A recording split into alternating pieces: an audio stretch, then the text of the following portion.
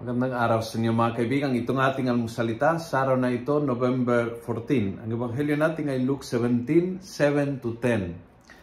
Sabi ni Jesus, do you thank this servant for doing what you told him to do? I don't think so.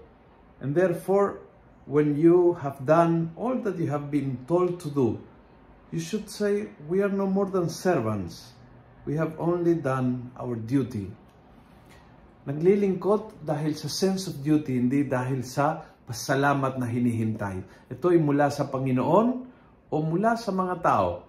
Ang paglilingkod ay nai-inspire sa iyong hangat maglingkod. Hindi dahil sa gantimpalang pasalamat, sa gantimpalang reward, sa gantimpalang acknowledgement, sa mga bagay na ito na nagtatanggal ng purity ng paglilingkod. So, nire-remind tayo ng Panginoon na huwag gumawa ng mga bagay dahil hinihintay lang ang pasasalamat. Dahil matidisappoint ka many times.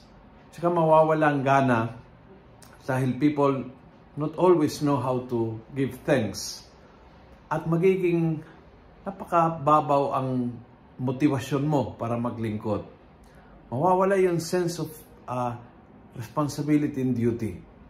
Sa iyong paglilingkod, huwag mong hanapin yung recognition, yung gantimpala, yung palakpak, yung pasalamat. Hanapin mo yung paglilingkod mismo. Yun ang hanapin. Sa iyong paglilingkod, hanapin mo maglingkod.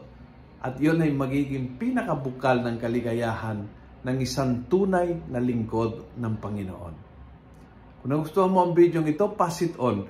Punuin natin ng good news ang social media. Gawin natin viral, araw-araw ang salita ng Diyos. And God bless.